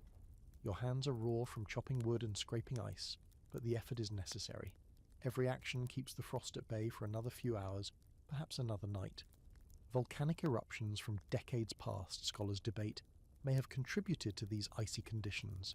Ash in the upper atmosphere could have reflected sunlight, dimming the warmth and shortening growing seasons. Others argue that shifts in ocean currents, known only in retrospect, led to unusually harsh winters in northern Europe. Either way, the result is the same: scarcity, cold, and hardship. Night comes early, long before your body's ready to rest. You sip from a thin broth, savouring its faint warmth, and watch the snow accumulate outside, blanketing the village in white. You feel exhaustion in every muscle and a gnawing hunger that won't be quieted, but you survive. And in that survival you find a grim sense of triumph. Medieval winter may take its toll, but it cannot entirely break those who endure. You notice a subtle haze in the sky, a muted orange sun struggling to rise above snow-laden rooftops.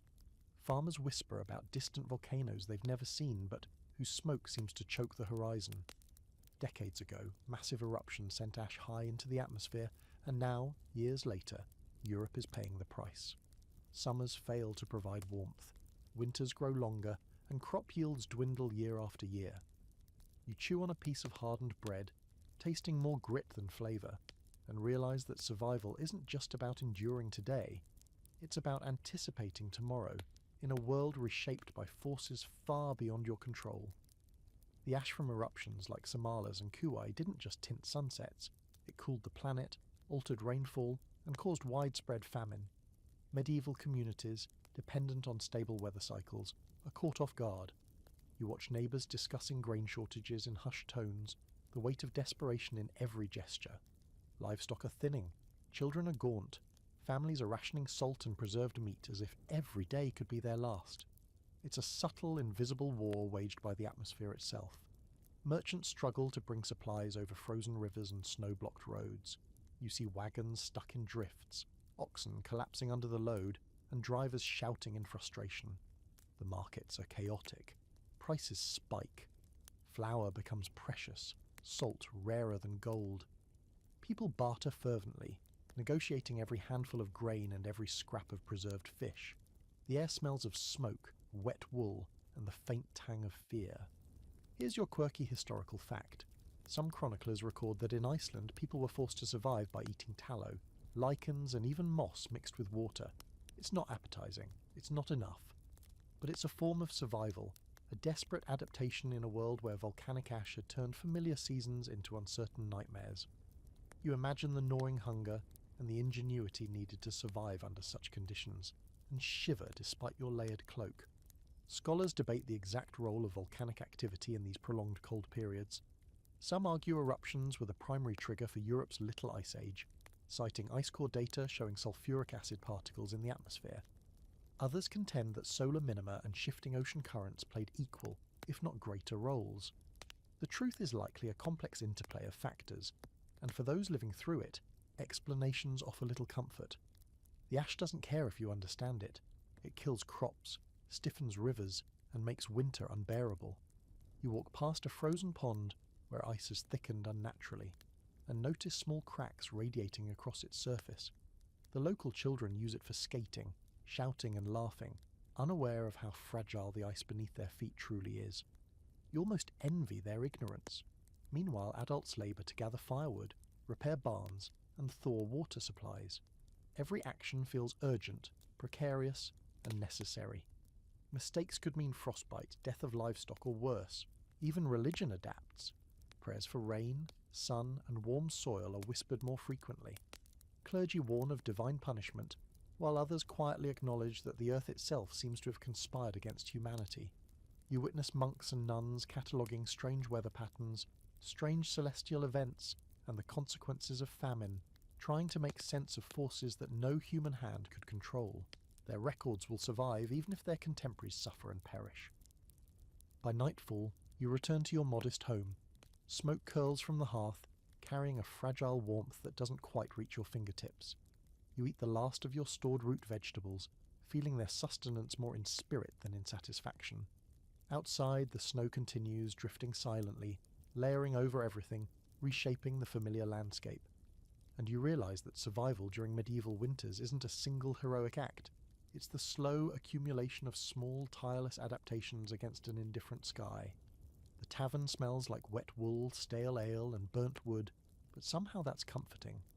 You step inside, shaking snow from your cloak, and notice the warmth. Modest, flickering, alive. Travellers and villagers alike crowd the space, not just for the drink, but for a reprieve from the relentless winter outside. A fire crackles in the hearth, casting shadows across rough-hewn tables. Laughter, cautious, dry, almost ironic, rises as someone tells a story about the frost snapping a neighbour's roof off during the night.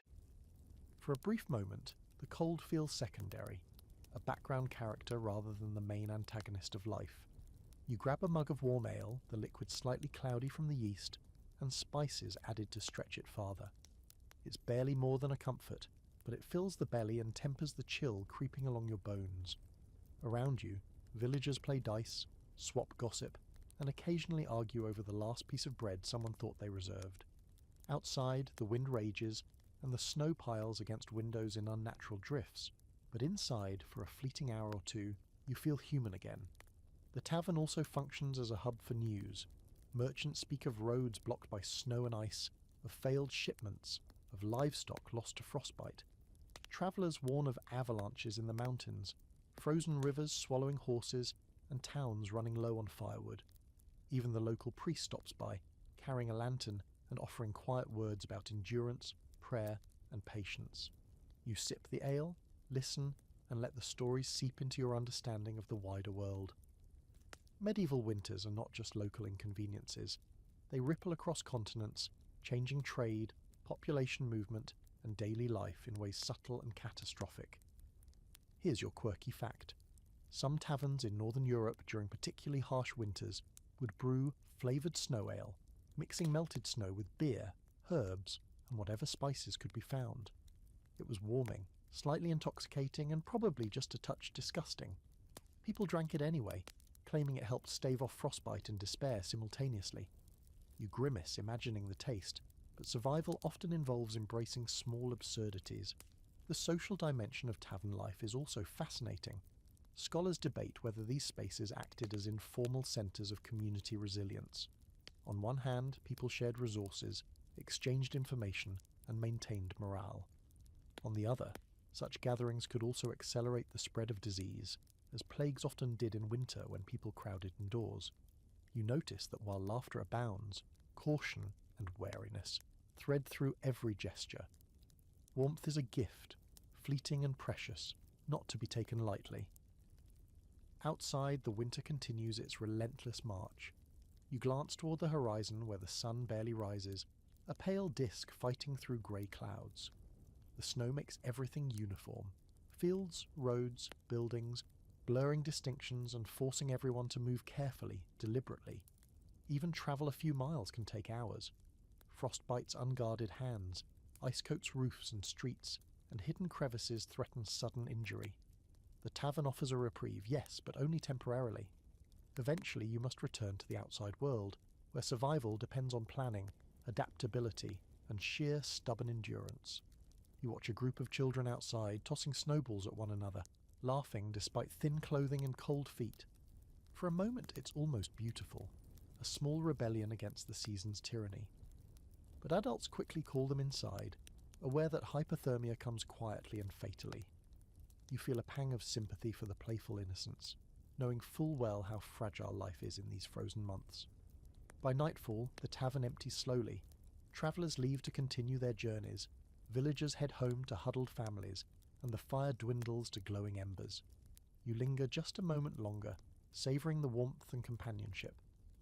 Outside, the wind howls, snowdrifts rise, and winter's shadow stretches longer. Inside, human ingenuity, humour, and resilience cling stubbornly to life, providing a small oasis of hope in an otherwise merciless landscape. The river groans beneath hooves and wheels, a brittle, crystalline sound that makes you hesitate mid-step. You're part of a small cavalry detachment, the snow crunching under your horse's shoes, and ahead lies a frozen crossing no sane person would attempt, except that your commander insists it's the only route. The ice stretches solid, deceptive in its brilliance, reflecting the pale winter sun like a mirror. And you can't help noticing just how wrong this feels. History will remember it as the winter of horses on ice, a bold, reckless manoeuvre that teeters between genius and disaster. Your horse shivers beneath its fur blanket, nostrils steaming as it snorts at the wind. Every hooffall resonates, sending tiny vibrations through the ice, and you grip the reins tighter, heart hammering. The ice creaks, small cracks spiderwebbing outward, and you pray silently that your path holds. Behind you, other riders follow in careful formation, each relying on the one in front. It's a dance of trust and fear. One miscalculation, one patch of thin ice, and chaos ensues. The soldiers joke nervously, trying to mask panic. You hear laughter, high-pitched and brittle, and realize it's a defense mechanism as much as a social ritual. Hypothermia is creeping into fingers, faces, and boots. Small rivers of sweat freeze on cheeks, forming stinging icicles. Breath clouds in thick puffs fogging the world ahead. Still, forward they go, because retreat would be worse, because orders exist, because sometimes survival is sheer stubbornness. Here's a quirky fact. Medieval cavalry sometimes added hobnails to the horse's shoes to improve grip on ice. In theory, it helps. In practice, some horses slipped anyway, crashing into companions and sending riders sprawling into snowbanks. You imagine a scene of mounted chaos, metal clattering on ice, hooves skidding, and soldiers swearing in multiple languages. Somehow, most survive, but the lesson is clear. Winter amplifies every risk, every error, and every misjudgment. And scholars argue endlessly about whether these maneuvers were brilliant or foolhardy. Some say the frozen rivers provided strategic advantages, allowing troops to outflank enemies and reach territories normally impassable. Others insist commanders were gambling with human lives, and that the victories achieved were almost accidental. You can't help but notice that from the saddle, the frozen landscape feels like a silent jury, judging every decision, punishing even minor miscalculations. The scenery is stark, hauntingly beautiful. Snow-covered banks rise on either side, dotted with skeletal trees. The river stretches endlessly, solid and silent, yet beneath it the water still flows, impatient and invisible. You glimpse a fox scampering across a drifted bank, pausing to watch the human parade of armoured horses and rattling carriages. Nature continues its own rhythm, indifferent to human ambition, indifferent to frostbitten toes and frozen water troughs. You notice small adaptations too. Riders tie extra furs around limbs, hoist sacks of hay to prevent horses from slipping, and tap frozen hooves with sticks to test the ice ahead. Survival, in this context, is precision, caution, and improvisation. And yet there's thrill too. A wild, nervous energy that surges through the group as they defy winter's normal rules. By the time the sun dips below the horizon, casting a pale silver glow across the ice, you're exhausted, but still mounted. The crossing is complete, the immediate danger past. You dismount, knees trembling, boots soaked through, and realize that winter, for all its cruelty, also fosters resilience and audacity. In the frozen world, each successful step, each careful maneuver, is a triumph. And yet, the ice remains patient, waiting silently for the next mistake, the next misjudgment, the next rider to test its mercy. The mountains loom above you, dark and skeletal against the pale winter sky, their peaks lost in drifting snow. You follow a narrow path barely visible under fresh drifts, aware that a misstep could send you tumbling down the slope. The avalanches have already claimed villages, barns, and entire pathways.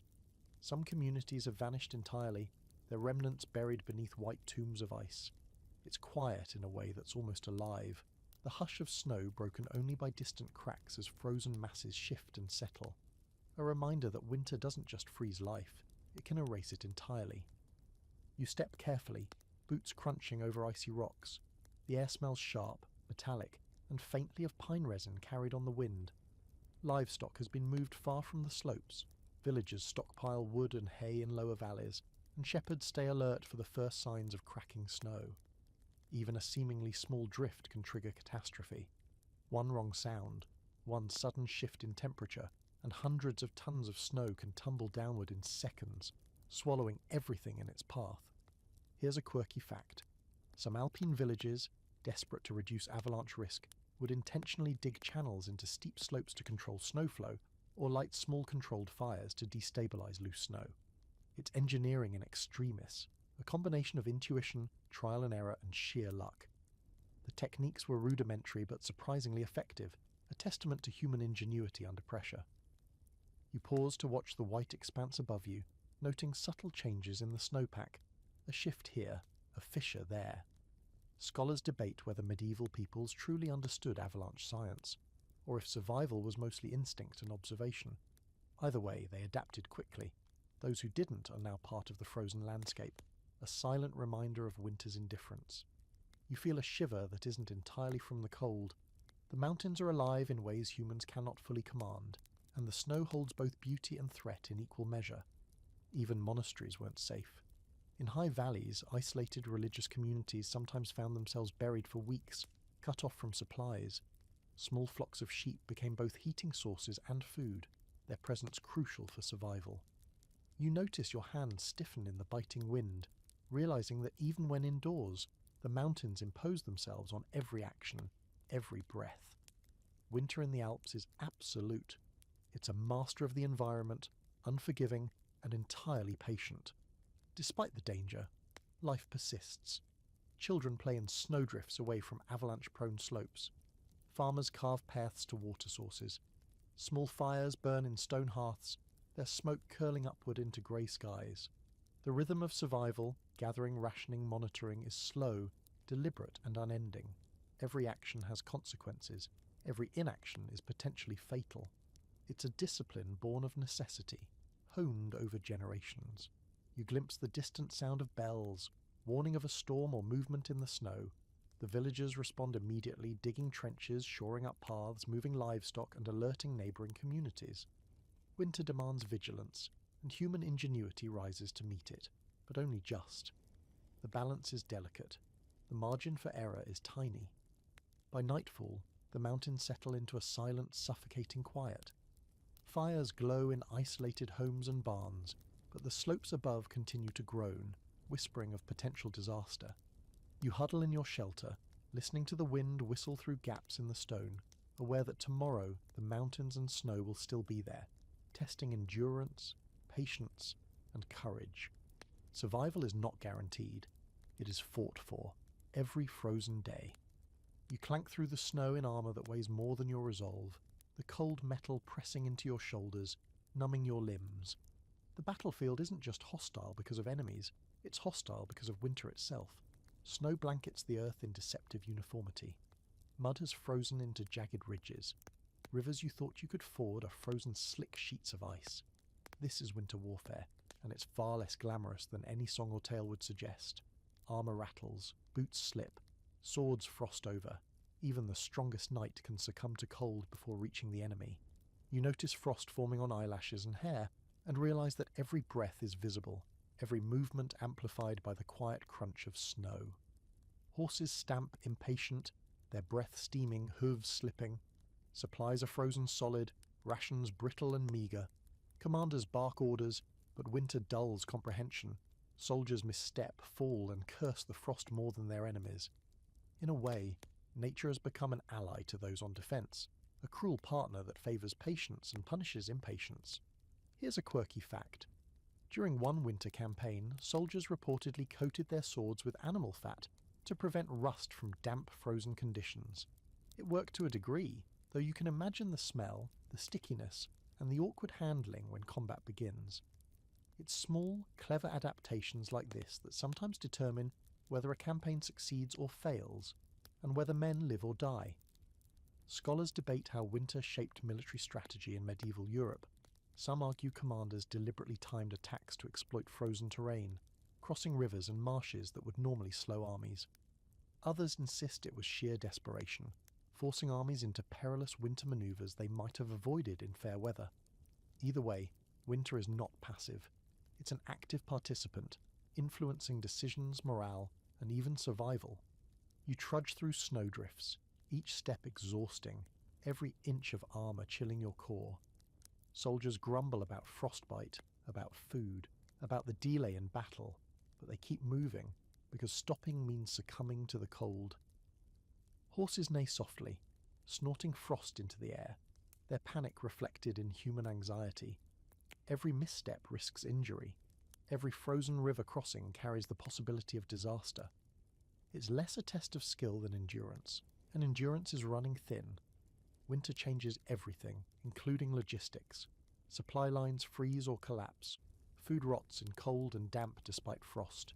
Troops huddle in makeshift shelters, sharing heat, rationing whatever warmth and nutrition they can. Small mistakes magnify. A lost boot, a broken harness, or a misread ice patch can be fatal.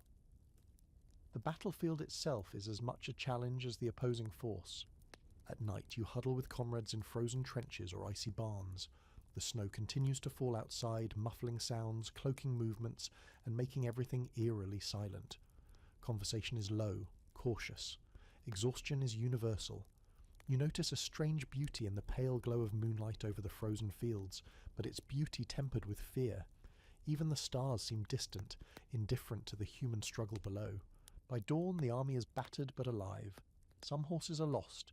Frostbite claims fingers and toes. Morale is thin, but survival is itself a victory. The cold remains, relentless, indifferent, testing skill, endurance, and human resilience alike. Winter, in medieval warfare, is not a backdrop. It is a formidable adversary, and anyone who underestimates it pays a silent, often icy, price. The town square is crowded, voices raised, snow crunching under boots. Hunger hangs over everyone like a persistent fog. This is the bread riots of winter, a recurring medieval spectacle when empty bellies turn anger into action. Prices spike because the cold has destroyed crops, frozen rivers have delayed shipments, and what little grain remains is hoarded by those who have it. You can feel the tension radiating off the crowd, men with fists clenched, women clutching their children, and bakers trying desperately to appease the throng. One misstep could ignite chaos. You watch as villagers pound on doors demanding bread, flour, and some explanation for their suffering. The guards attempt to maintain order, boots stamping in the snow, but their authority feels fragile under the weight of cold, hunger, and desperation. In the winter, every small frustration is amplified. Misery is contagious, spreading through the town like frost through the trees. The empty bellies make voices louder, movements sharper, and tempers far shorter than they would be in fair weather. Here's a quirky historical note. In some riots, peasants reportedly threw frozen vegetables at officials, sometimes aiming with surprising accuracy. Carrots and turnips became projectiles of protest, flying through the air with the subtle vengeance of those who have nothing left to lose. It's an image both absurd and terrifying. People armed with nature's frozen remnants, challenging authority with what little they have. Scholars debate how much these winter riots influence social structure. Some argue they pressured rulers into reforming taxation, regulating grain prices, or improving storage systems. Others suggest the riots were episodic, largely symbolic, and often violently suppressed, leaving long-term change minimal. Either way, winter conditions amplified the stakes, turning economic frustration into direct confrontation. You see people bargaining, pleading and shouting, their breath fogging in the icy air. Children cling to parents' skirts. Elders shake heads in worry and fatigue. Fires from nearby homes struggle against the wind, smoke curling weakly toward a grey sky. Even merchants, who might normally remain insulated from unrest, are drawn in, balancing fear of destruction with profit. Every transaction, every glance, is loaded with unspoken tension. You notice small adaptive behaviours. Villagers move quietly between markets to avoid the thickest crowds. Some carry knives, not to fight, but to pry frozen loaves from boards or break crusted bread into manageable pieces. The cold is constant, shaping behaviour, decision-making and social interaction. Hunger is intensified, and survival instincts sharpen in ways that are both practical and brutal. And then comes the human creativity that always accompanies hardship. Some bakers, fearing looting, create secret caches of bread, while others publicly distribute small portions to appease the masses. Town councils try to mediate, sometimes successfully, sometimes disastrously. You notice a rhythm emerging amid chaos: negotiation, protest, compromise. Winter has forced people to innovate, to bargain, and occasionally to revolt. As night falls, the square empties, leaving behind traces of footprints in snow, shattered ice, and discarded scraps of bread. Fires glow faintly, casting flickering shadows on stone walls. People retreat to homes that are cold, draughty, and barely habitable. Their bellies still not full, but their immediate danger past. Winter, once again, has reminded them that survival is as much about patience and cunning as it is about warmth or food. You ride in formation, the wind slicing across your face, the snow clinging stubbornly to your cloak. Behind you, hundreds of soldiers follow, teeth chattering, armour clanking, breath steaming in the frigid air. This is the king who froze his army, an infamous chapter in medieval winter history where ambition met frost in a clash. Neither man nor men fully survived. Orders were clear, morale high, or so you thought. But winter had its own plans, indifferent to strategy, bravery, or rank. Every step, every misjudged path is a gamble against ice, snow, and temperatures so low they numb both body and judgment. The campaign had begun with confidence. Maps plotted rivers as mere obstacles, mountains as negotiable boundaries, and frozen lakes as potential shortcuts. But the cold arrived earlier than expected, biting through gloves, mail, and leather. Horses faltered, wagons got stuck, rations froze solid, and morale began to crack long before the enemy was sighted. You see it now, men walking stiffly, frost forming on eyebrows and beards, eyes hollow from hunger and fatigue. Commanders bark orders, but even they are no match for hypothermia creeping slowly into every soldier's bones. Here's a quirky historical tidbit. One chronicler wrote that during this winter, soldiers tried warming their hands with embers inside leather gloves, a desperate measure that occasionally scorched skin but kept fingers from freezing entirely. Ingenious, horrifying, and necessary. It's a reminder that medieval survival often combined creativity with sheer discomfort. Scholars debate whether this campaign failed due to mismanagement or because winter was an unbeatable adversary. Some argue that the king underestimated the power of cold, believing valour and discipline could overcome frostbite and frozen supply lines. Others suggest that winter was merely the final straw, compounding logistical errors, poor planning, and insufficient local knowledge. Either way, the result was the same. A costly disaster where snow and ice decided the outcome more than swords or strategy. You notice the soldiers improvising constantly. Snow is packed under wagon wheels to provide traction. Extra cloaks are traded for warmth. Livestock are brought closer to the men for shared body heat. Fires are lit strategically to thaw rations and warm extremities. Every adaptation matters because the line between life and death is measured in degrees and inches, not courage or reputation. Outside, the landscape is merciless. Frozen rivers glint under a muted sun. Snowdrifts bury pathways and obscure landmarks. Visibility is poor, and one wrong turn can lead to disaster. You see tracks of animals and other humans, often indistinguishable in the blinding white. Every step is calculated. Every misstep could mean losing a man, a horse, or an entire detachment. By nightfall, the army settles, exhausted and diminished. Fires burn low, flickering shadows across pale snow and weary faces. The king is present, noting casualties, measuring morale, and perhaps silently cursing the frost itself. Outside, the wind howls through the tents and over the frozen ground. It is indifferent, patient, and eternal. Inside, soldiers huddle together, sharing warmth, hope, and whatever small rations remain. The lesson is clear. Winter can defeat even the most powerful kings, and in medieval campaigns, frost can be as deadly as any enemy sword. You step inside your small house, greeted by the familiar scent of smoke, wet wool, and the faint tang of stale food. The frost has crept through the walls, forming delicate ice patterns on the windows. Medieval homes are barely insulated. Drafty stone and thin wooden planks do little to stop the cold. You hang a tapestry over the door to trap warmth and pull your bed curtains close, hoping to preserve any heat you can manage. Window ice and bed curtains become tools for survival, shielding you from the relentless winter that seems to seep into every corner. The nights are the worst. Your breath fogs in the dim candlelight. The floorboards creak under the weight of snow packed outside, and every corner seems to whisper with the wind. You layer blankets and furs, sometimes sharing space with livestock to capture their body heat.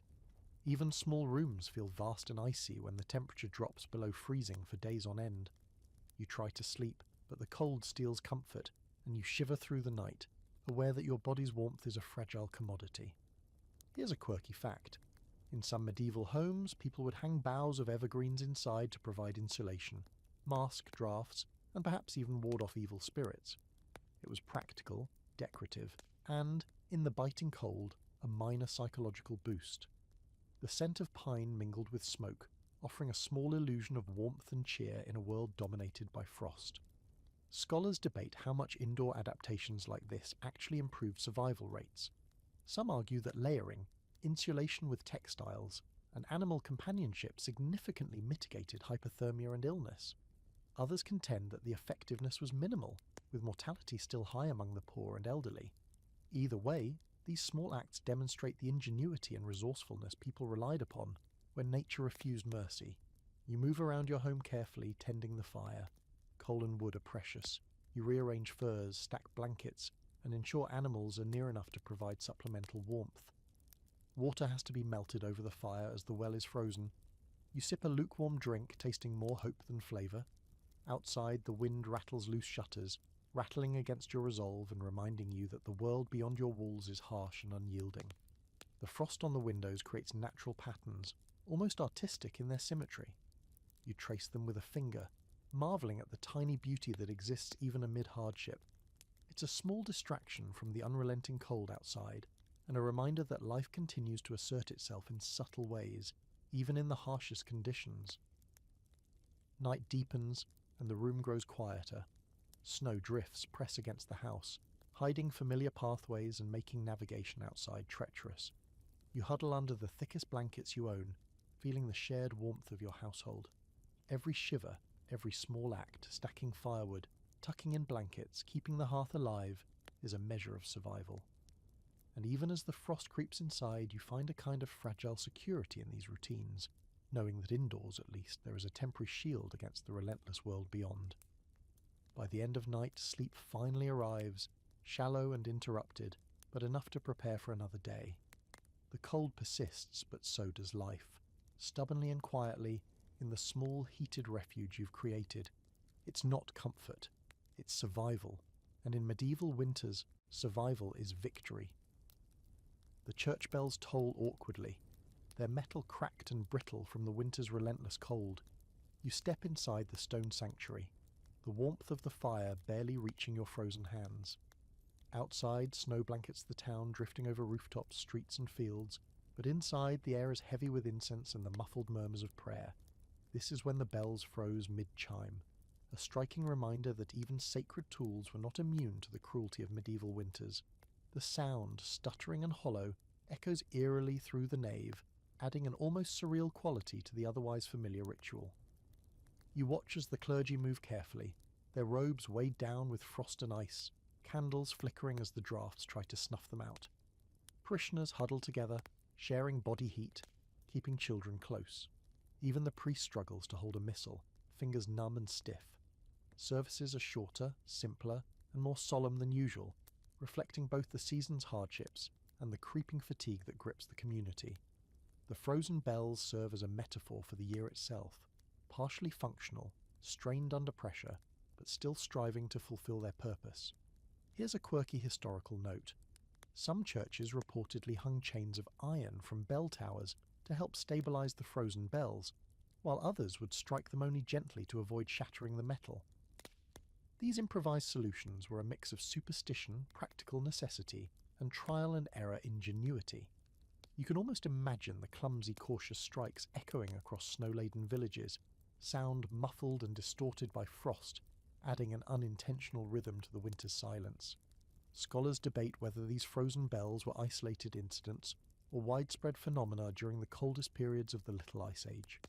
Some argue that structural damage and frequent repair records indicate that bells often succumb to prolonged freezing.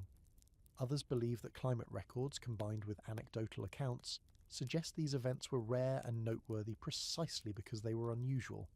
Either way, the frozen bells leave an indelible mark on both history and folklore.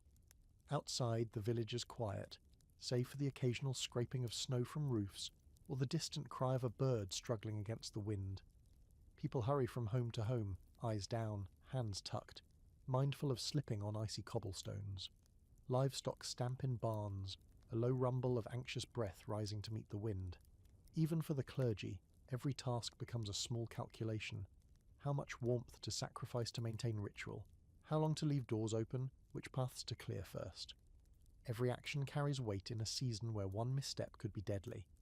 Inside, you notice the congregation adjusting to the circumstances. They whisper prayers not only for spiritual guidance but for practical survival, for warmth, for food, for safe passage home.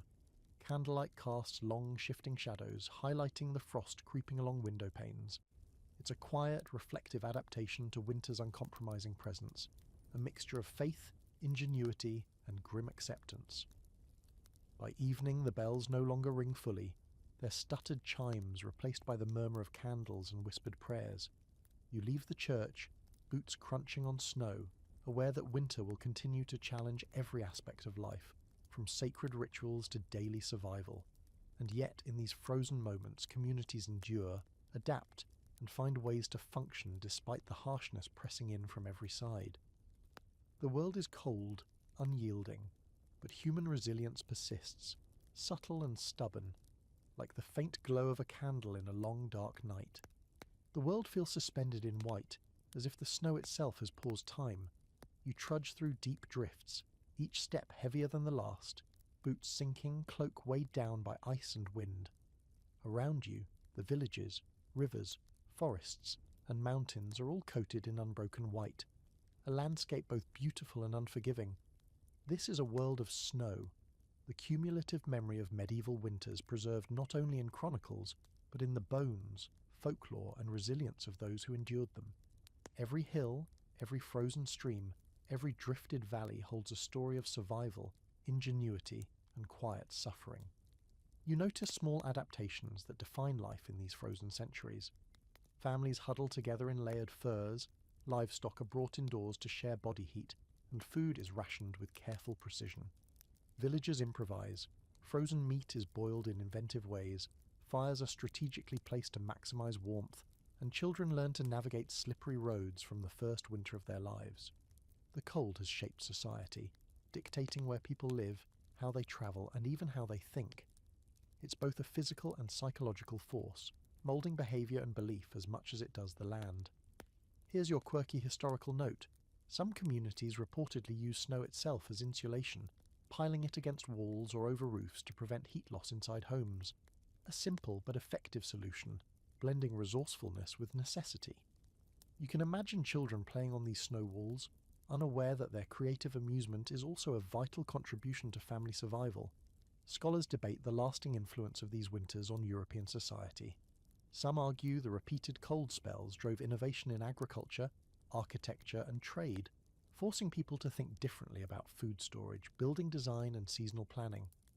Others contend that the human cost, malnutrition, disease, and mortality, was catastrophic enough to slow development in some regions for decades. Either way, the winters left an indelible mark. They shaped minds, bodies, and culture, intertwining the natural world with human history in ways both subtle and profound. You watch the sun dip low over a frozen landscape, the pale light reflecting off the snow and turning the world into a glittering expanse of silver and blue. The rivers, once navigable and alive with trade, are frozen solid. The forests, which might otherwise provide sustenance, are coated in ice, difficult to traverse and dangerous. Every familiar landmark is transformed, reshaped, and challenged by winter's relentless power. Yet life continues, stubbornly, in quiet, persistent ways. Children play briefly in snowdrifts, their laughter echoing faintly through the valleys. Adults work tirelessly, fetching firewood, tending animals, repairing buildings, and planning the next meal. Clergy record events, farmers adjust techniques, and families share warmth and resources wherever possible. Even in these harshest conditions, the human spirit asserts itself. Adaptation, resilience, and ingenuity are the hallmarks of survival, proving that winter, no matter how merciless, cannot entirely defeat life. By nightfall, the world is silent again, except for the soft whisper of snow drifting in the wind. You find shelter, gather warmth, and reflect on the endurance required to navigate centuries of frozen winters. The cold has claimed lives, altered landscapes, and rewritten history in subtle, pervasive ways. But the people who lived, worked, and persevered in these frigid times left a legacy of resilience that resonates across generations. Medieval winter was harsh, cruel, and indifferent, but human ingenuity, courage, and tenacity persisted, quietly defying the frost.